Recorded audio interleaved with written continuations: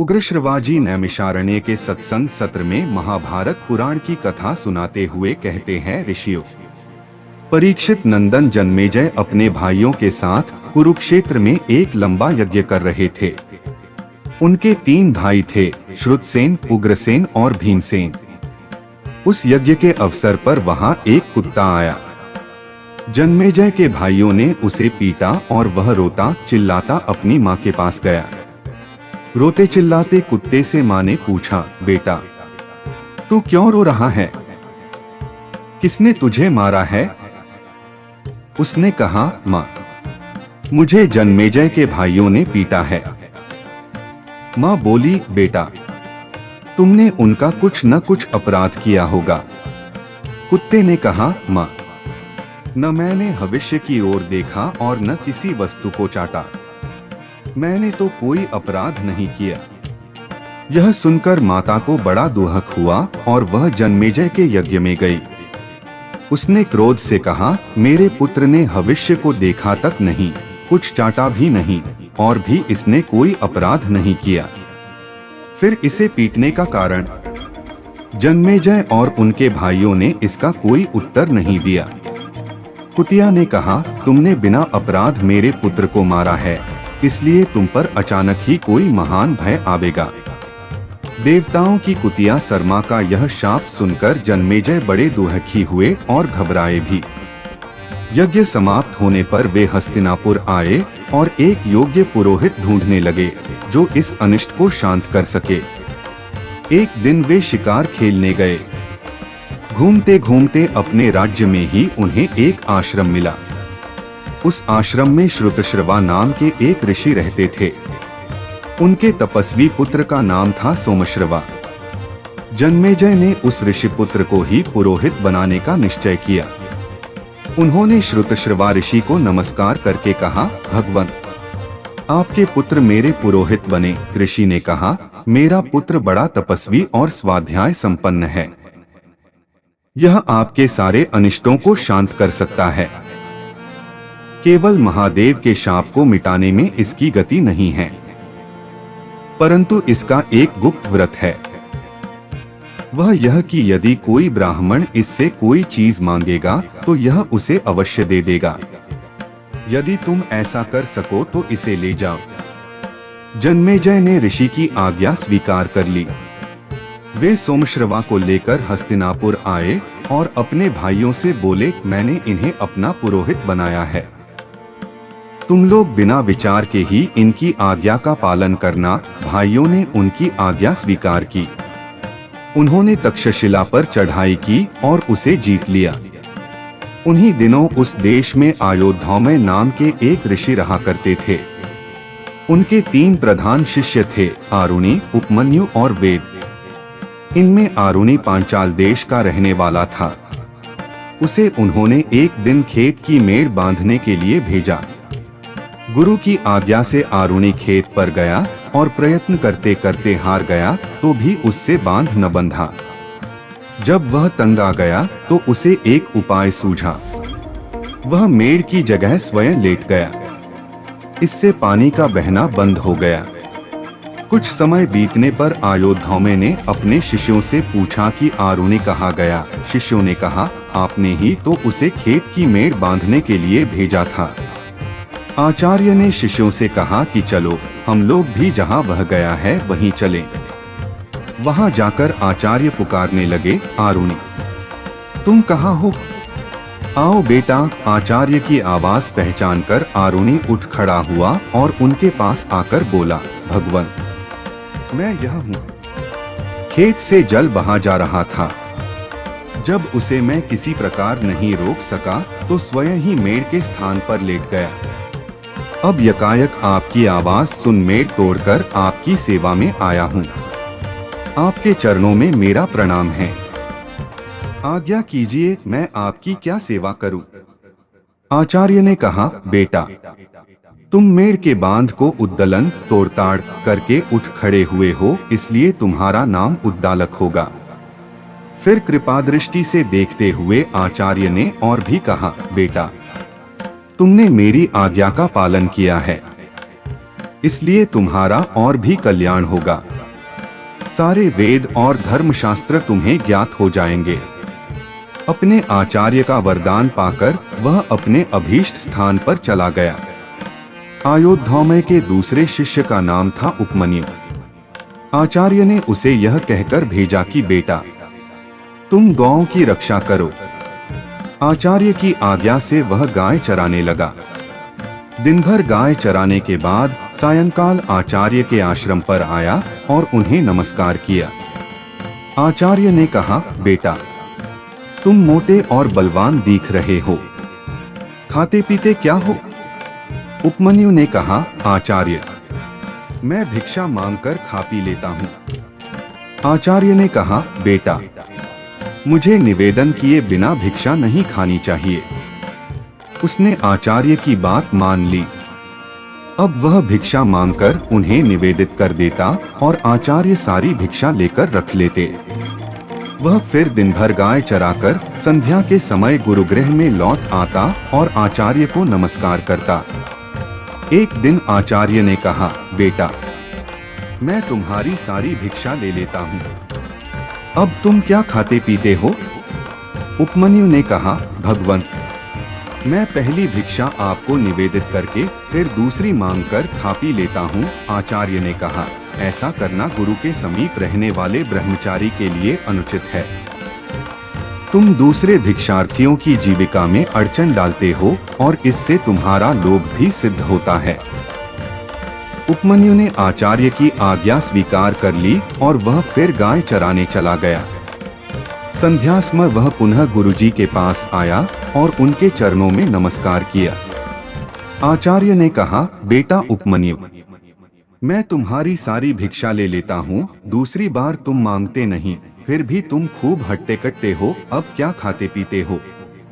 उपमन्यु ने कहा, भगवन, मैं इन गौओं के दूध से अपना जीवन निर्वाह कर लेता हूँ। आचार्य ने कहा, बेटा, मेरी आज्ञा के बिना गौओं का दूध पी लेना उचित नहीं है। उसने उनकी वह आज्ञा भी स्वीकार की और फिर गौएं चराकर शाम को उनकी सेवा में उपस्थित होकर नमस्कार किया। आचार्य ने पूछा, बेटा, तुमने मेरी आज्ञा से भिक्षा की तो बात ही कौन, दूध पीना भी छोड़ दिया, फिर क्या खाते पीते हो? उपमन्यु ने कहा, भगवन, ये बछड़े अपनी माँ के थन से दूध पीते समय जो फेन उगल देते हैं वही मैं पी लेता हूँ।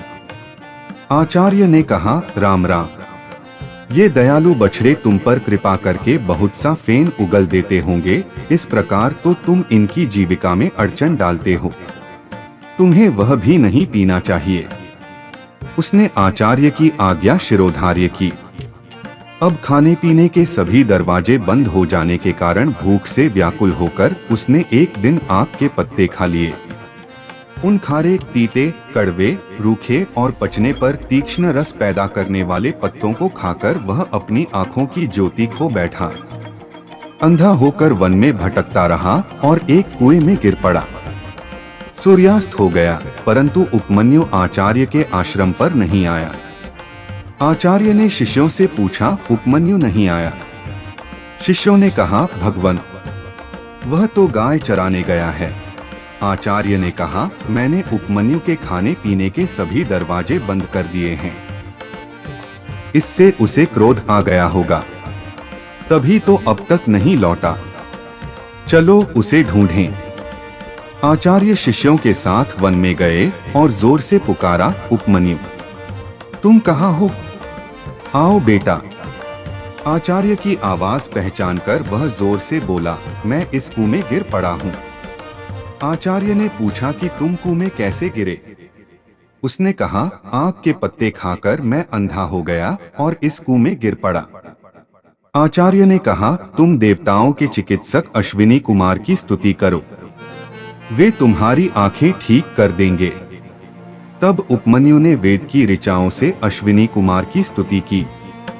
उपमन्यु की स्तुति से प्रसन्न होकर अश्विनी कुमार उसके पास आए और बोले, तुम यह पुआ खा लो। उपमन्यु ने कहा, देववर, आपका कहना ठीक है, परंतु आचार्य को निवेदन किए बिना मैं आपकी आज्ञा का पालन नहीं कर सकता। अश्विनी कुमारों ने कहा, पहले तुम्हारे आचार्य ने भी हमारी स्तुति की थी और हमने उन्हें पुआ दिया था।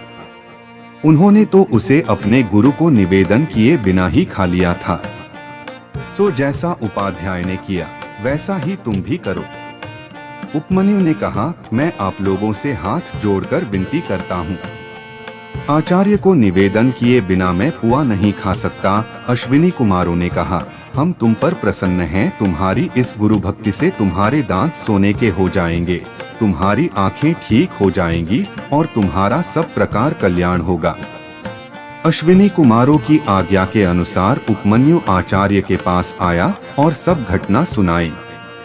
आचार्य ने प्रसन्न होकर कहा, अश्विनी कुमार के कथनानुसार तुम्हारा कल्याण होगा और सारे वेद और सारे धर्मशास्त्र तुम्हारी बुद्धि में अपने आप ही स्फुरित हो जाएंगे। आयुधौम्य का तीसरा शिष्य था वेद। आचार्य ने उससे कहा, बेटा तुम कुछ दिनों तक मेरे घर रहो, सेवा शुश्रूषा करो, तुम्हारा कल्याण होगा। वेद ने बहुत दिनों तक वहां रहकर गुरु सेवा की। आचार्य प्रतिदिन उस पर बैल की तरह भार लाद देते और वह गर्मी सर्दी भूख प्यास का दुहक सहकर उनकी सेवा करता, कभी उनकी आज्ञा के विपरीत न चलता। बहुत दिनों में आचार्य प्रसन्न हुए और उन्होंने उसके कल्याण और सर्वज्ञता का वर दिया। ब्रह्मचर्याश्रम से लौटकर वह गृहस्थाश्रम में आया। वेद के भी 3 शिष्य थे, परंतु वे उन्हें कभी किसी काम या गुरु सेवा का आदेश नहीं करते थे। वे गुरुगृह के दुहकों को जानते थे और शिष्यों को दुहक देना नहीं चाहते थे। एक बार राजा जन्मेजय और पौष्य ने आचार्य वेद को पुरोहित के रूप में वरण किया। वेद कभी पुरोहिती के काम से बाहर जाते तो घर की देखरेख के लिए अपने शिष्य उत्तंग को नियुक्त कर जाते थे। एक बार आचार्य वेद ने बाहर से लौटकर अपने शिष्य उत्तंग के सदाचार पालन की बड़ी प्रशंसा सुनी। उन्होंने कहा, बेटा तुमने धर्म पर दृढ़ रहकर मेरी बड़ी सेवा की है, मैं तुम पर प्रसन्न हूँ। तुम्हारी सारी कामनाएं पूर्ण होंगी, अब जाओ। उत्तंग ने प्रार्थना की, आचार्य मैं आपको कौन सी प्रिय वस्तु भेंट में दूं? आचार्य ने पहले तो अस्वीकार किया, पीछे कहा कि अपनी गुरुआनी से पूछ लो। जब उत्तंग ने गुरुआनी से पूछा तो उन्होंने कहा, तुम राजा पौष्य के पास जाओ और उनकी रानी के कानों के कुंडल मांग लाओ। मैं आज के चौथे दिन उन्हें पहनकर ब्राह्मणों को भोजन परसना चाहती हूँ। ऐसा करने से तुम्हारा कल्याण होगा, अन्यथा नहीं। उत्तंग ने वहां से चलकर देखा कि एक बहुत लंबा चौड़ा पुरुष बड़े भारी बैल पर चढ़ा हुआ है। उसने उत्तंग को संबोधन करके कहा कि तुम इस बैल का गोबर खा लो। उत्तंग ने ना कर दिया। वह पुरुष फिर बोला, उत्तंग तुम्हारे आचार्य ने पहले इसे खाया है, सोच विचार मत करो, खा जाओ। उत्तंग ने बैल का गोबर और मूत्र खा लिया और शीघ्रता के कारण बिना रुके कुल्ला करता हुआ ही वहां से चल पड़ा। उत्तंग ने राजा पौष्य के पास जाकर उन्हें आशीर्वाद दिया और कहा कि मैं आपके पास कुछ मांगने के लिए आया हूँ। पौष्य ने उत्तंग का अभिप्राय जानकर उसे अंतःपुर में रानी के पास भेज दिया, परंतु उत्तंग को रनिवास में कहीं भी रानी दिखाई नहीं दी। वहां से लौटकर उसने पौष्य को उलाहना दिया कि अंतःपुर में रानी नहीं है। पौष्य ने कहा, भगवन मेरी रानी पतिव्रता है, उसे उच्छिष्ट या अपवित्र मनुष्य नहीं देख सकता। उत्तंग ने स्मरण करके कहा कि हाँ, मैंने चलते चलते आचमन कर लिया था। पौष्य ने कहा, ठीक है, चलते चलते आचमन करना निषिद्ध है, इसलिए आप झूठे हैं। अब उत्तंग ने पूर्वाभिमुख बैठकर हाथ पैर मुंह धोकर शब्द फेन और उष्णता से रहित एवं हृदय तक पहुँचने योग्य जल से 3 बार आचमन किया और 2 बार मुंह धोया। इस बार अंतःपुर में जाने पर रानी दीख पड़ी और उसने उत्तंग को सत्पात्र समझकर अपने कुंडल दे दिए। साथ ही यह कहकर सावधान भी कर दिया कि नागराज तक्षक ये कुंडल चाहता है, कहीं तुम्हारी असावधानी से लाभ उठाकर वह ले न जाए। मार्ग में चलते समय उत्तंक ने देखा कि उसके पीछे पीछे एक नग्न क्षपणक चल रहा है, कभी प्रकट होता है और कभी छिप जाता है।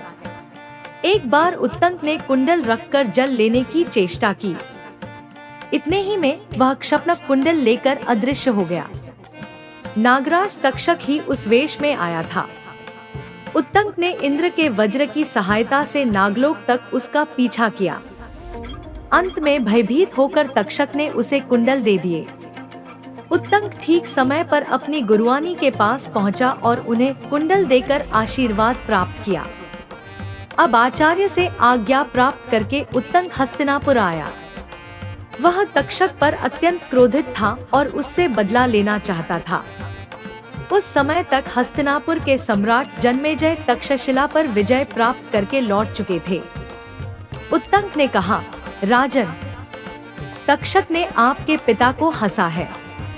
आप उससे बदला लेने के लिए यज्ञ कीजिए। काश्यप आपके पिता की रक्षा करने के लिए आ रहे थे, परंतु उन्हें उसने लौटा दिया।